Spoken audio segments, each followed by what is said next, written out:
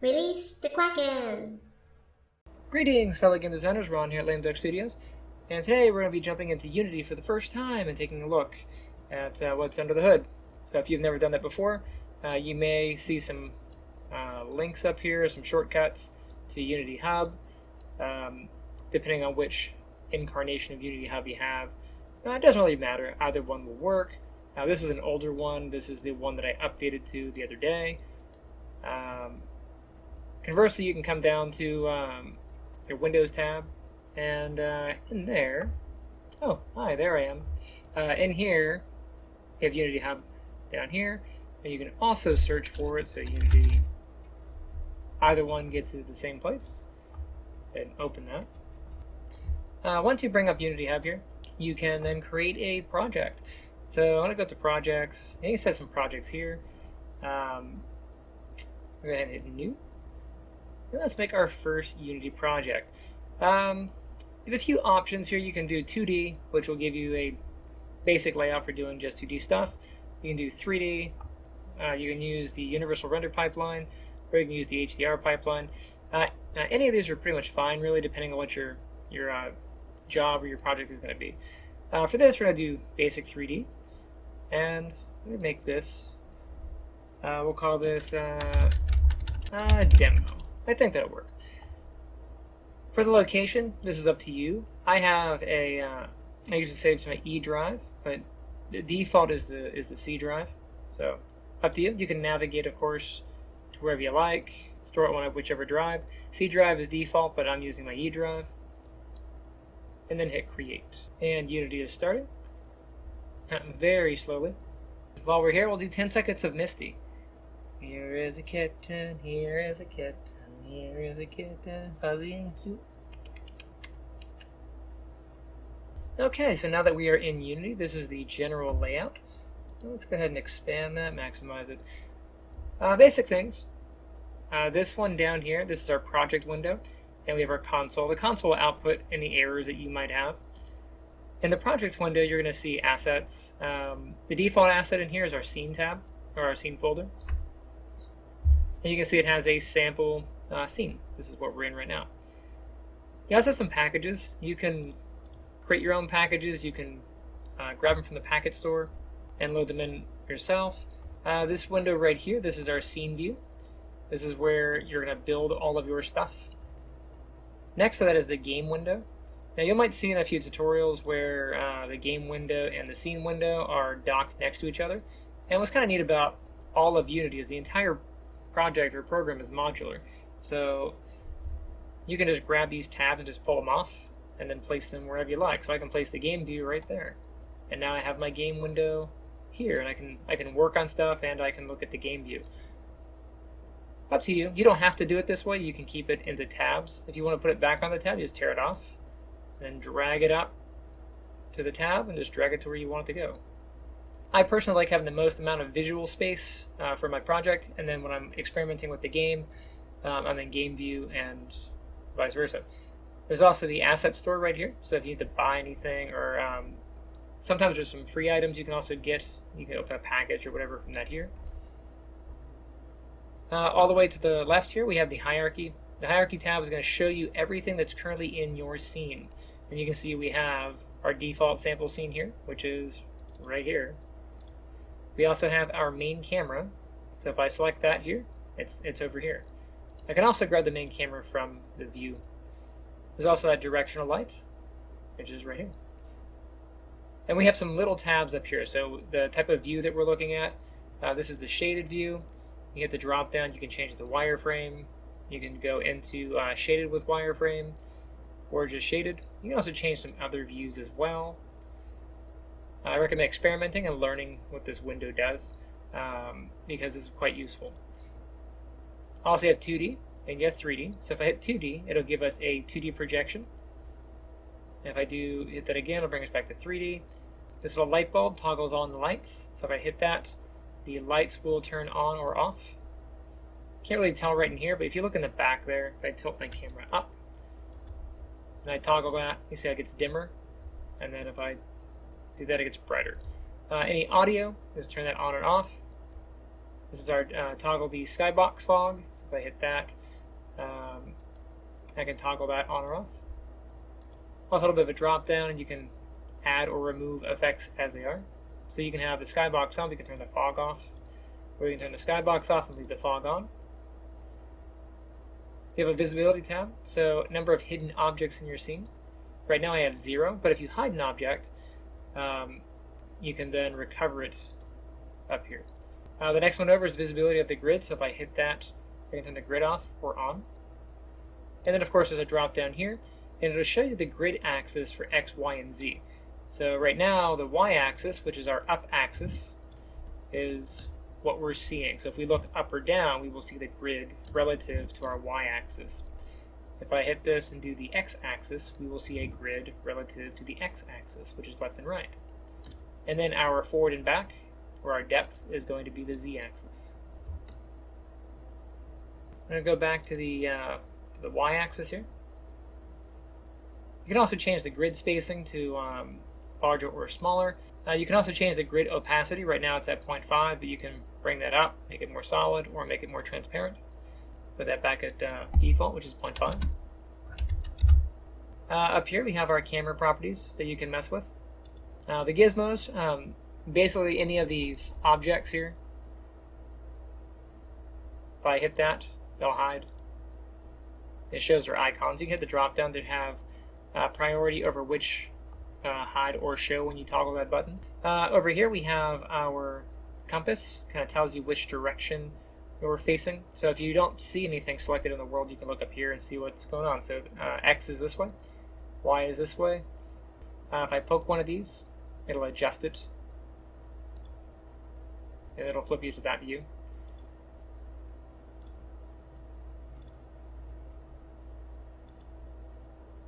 Okay. If I select an object and then look over to my right, we will see our inspector. So the inspector shows you the properties of whatever it is you have selected. So it could be in the scene view here, it could be something down here in your projects tab. You can see when I grab this particular scene, this is all we have, and we have the option to open it. If there are other assets in here, we could grab them and we would see them here. If I grab this light, you can see you have light properties, and you can also add components to it. Same thing with the camera, you can add other components to it, you can attach them to other things. So like I can attach this light to this camera. Right now they're right next to each other. But if I take this light and I drag it to the camera, now the light has been attached. You can see it's been indented.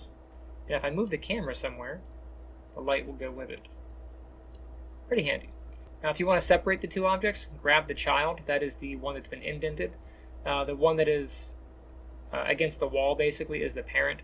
So you just take the child and just drag them below the parent, let it go. And now they're separate.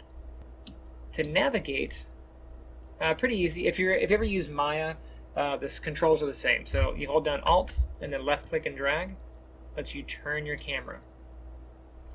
If you hold down Alt and you middle mouse, that's pressing on the mouse wheel like it's a button, you can pan your camera left and right or up and down. If you hold down the Alt key and you hold in the right mouse button, that allows you to dolly in and out. So dragging left and right or moving forward or up and down are the same. Okay. If you want to rotate around an object, all you gotta do is select it, and at first you see your pivot doesn't do anything, right? Your pivot's wherever it is. But if you press the F key, you'll frame on it, and now you can rotate around that object. If you want to look in the direction of your camera so that your camera is locked to your view, you can do that as well. So if I hold down Control, Shift, and then F, my camera will jump to my current screen position. So you can see how my direction I'm looking hasn't changed, but my camera moved. And if I move my mouse out, you can see my camera was resting nicely wherever I was looking. So I'm going to move this way, Control, Shift, and then F. It'll jump my camera to my current view. Pretty handy. So up here we have our hand tool. If you grab that, it lets you drag your scene around. The next tool we have our translate or our move tool. So if I grab that and I grab an object, this allows me to move it. If I grab the rotation tool, that lets me rotate it. This little guy with the little arrow on it, that's our scale tool. It lets us change its size. Now, changing the size of a camera does nothing. The rect tool is actually pretty handy for like 2D objects. The next one over is move, rotate, and scale. It kind of opens up everything so you can do it all at once. The next thing we have is our pivot adjuster, which adjusts the position of the pivot of an object. So you can do it as center or based on its pivot point. So pivot has to deal with the handle of an object. Global has to deal with what movement mode you're currently in. So global is sort of like your world movement coordinate system. So you can see how the arrows on this point in the direction relative to the compass of the world here. So if I'm rotating my camera, you can see that this is Z, this is X, this is Y. And if I rotate this object, let it go, you see this tilts, but if I click off and click back on, it now is in the direction of the world again, right? It got updated. But if I change this to local, it's going to show you the true angle of this object's position. So from this object's perspective, forward is Z, which is that way. You can see by the direction of how the camera is pointing. Up is relative to the camera this way on the Y, and then its left and right is relative to the X-axis over here. So each object has its own relative position in space, which is called local in this particular program. And then if you want to talk to the world, it is called global in this particular case. So just be aware that some programs will call global and local different. So for example, in Maya, global is world and local is object. So just depends on your package, but they do the same thing. Just make sure that you understand what those labels mean. Okay, let's go ahead and do something fun. Let's go ahead and add in a plane. So right click, go down to 3D object, and go down to plane. So a plane is kind of deceiving. It's labeled as a 3D object, but a plane is really a 2D object. So if I zoom in on this, you can see that it has a width and a depth, but it has no height. So it's a 2D object existing in 3D space. Does not happen in the real world. But for funsies, we'll take our plane. We'll also add in, I don't know, let's grab a sphere. I take that sphere, I'll go ahead and just drag it up here, and then I'm going to go ahead and press the play button. And a couple things happen. So first, you'll see that the scene has jumped to the perspective of the camera where I left it. And my scene has also turned this burnt orange color. Now yours may not have changed. This is a personal preference to notify me that I'm actually in play mode and not in edit mode. I got this idea from a YouTuber. I don't remember his name, but it was a useful tip because I've gotten in trouble myself working on projects in Unity and forgetting that I'm in play mode versus build mode. So if I hit the play button here and stop that, so the first thing I want to do is set my camera to my current screen position. That way it's this is what I'm going to be looking at. So I'm going to go ahead and grab my camera, and then I'm going to go ahead and hit Control Shift and then the F key. There we go. So now I can press play and see what happens. Hey, nothing's happened. But my camera has stayed in the local space. Hit play to kind of break that. I'm going to come up to Edit. I'm going to come down to Preferences. If you want to have your scene change like mine, you can come down here to where it says Play Mode Tint, and you can pick a color here. Now I pick this color, but any color is fine. General, I think, is the default color. And then once you set that and hit play, it'll tint it for you. Now again, the reason you want to have some way of knowing what mode you're in is if you accidentally move an object. So if I go back to my scene view and I grab this object, I can move it, right? Jump back to the game, you can see it's updated over here. But if I exit game mode, you can see everything jumps back. So that was a temporary change. So thank you, YouTuber, who I don't remember your name, but if you ever come across this and you see that, I got it from you. If I recall his name, I'll post it in the comments or I'll mention it. But it was a while ago, and I still use that particular tip to this day. So just to have a little bit more fun, let's go ahead and add a physics property to this. come down to an add component. I'm going to add in a rigid body. Now you go ahead and just type in rigid body. And now, if I hit play,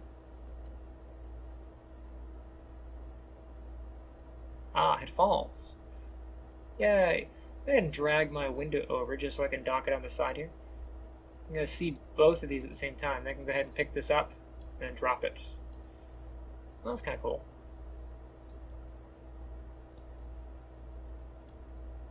I can even push it off. Whee. But of course, that's a temporary change. If I hit stop, it goes back. And of course, another thing you can do is with your object, you have this option, the grid snap here. So if I click that and I drag, you can see it snap to the grid lines. If I click that again, it's smooth. Which is pretty handy when you're laying out objects and you want them to be precise in your world. It's like if I grab a cube, for example, and I snap this to the grid. Make sure I grab the move tool so I'm not rotating it accidentally. And you can see how, as I duplicate an object by using Control D, then I space this, it is spacing perfectly in the grid alignment. There we go. Control D again, I'll make another one. Hey! And they're perfectly aligned. If you want to put your view back the way it was, just drag your tab and you can put it back if you like. And that'll be pretty much it for this tutorial. Just a quick overview on Unity. I'm pretty sure there are faster overviews out there somewhere. So anyway, if you found this to be helpful, let me know in the comments, and I shall see you next time. Hey guys, thanks for checking out the channel. Misty and I both thank you. If you enjoyed that video you just watched, make sure you hit that like button and subscribe. Also, if you'd like to support the channel, I'm getting into NFTs. Those are big these days. I was thinking about creating my own coin, but we'll get into that at a later date. But NFTs are pretty hot right now. I'm converting my artwork to NFTs. You can see my Rarible page right here. I've only got 4 items, but I'm adding one as they go. They're not cheap to make, so I gotta make them as they go. If you want to support the channel other ways, of course, there's Lame Duck Studios merch, which you can see right here on my Teespring store, as well as Amazon. Speaking of Amazon, I have my books up there under Bruce RF, which is my pen name. Life and Times of Dinah and Marton, as well as the Guardian's Path of Ascension.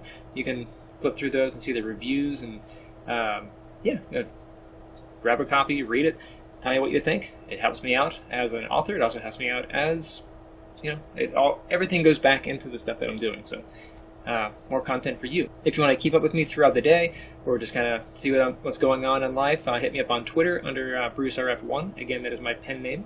If you want to see what's going on my blog, ronflowersjr.me, you can see what I'm writing about, what else is going on in life, difficulties that I have with my projects that I'm working on. A lot of my devlog stuff kind of goes there before it comes here, so it's another way of kind of getting into that. I do also have a Patreon where I release content early if you want to get access to things ahead of time, because most of the stuff that I produce, I do things on Sundays and I post on Wednesdays most often, but it goes to Patreon first, so it's kind of there usually a week or so ahead of time, and then it has a release schedule. So if you want to see things early, go there. Let's see, what else is going on? You can also follow me on Facebook under you can do the Lame Duck Studios Facebook or the Bruce RF Facebook. Both of those are available. And a lot of these links are down in the description, so if you want to just hit those up and just click on them and follow them through, that's another way of getting there. Also, we are at 1,300 subscribers. Woo! We're this close to 10,000. But small milestones first. Let's get to 2,000 subscribers, and then we will continue our road building toward that 10,000 milestone. That is going to be pretty awesome for this channel, my humble channel. So yeah, that's all I have for you on this outro. It's a bit of a long one, but a lot of stuff going on. Anyways, stay tuned, and I shall see you next time.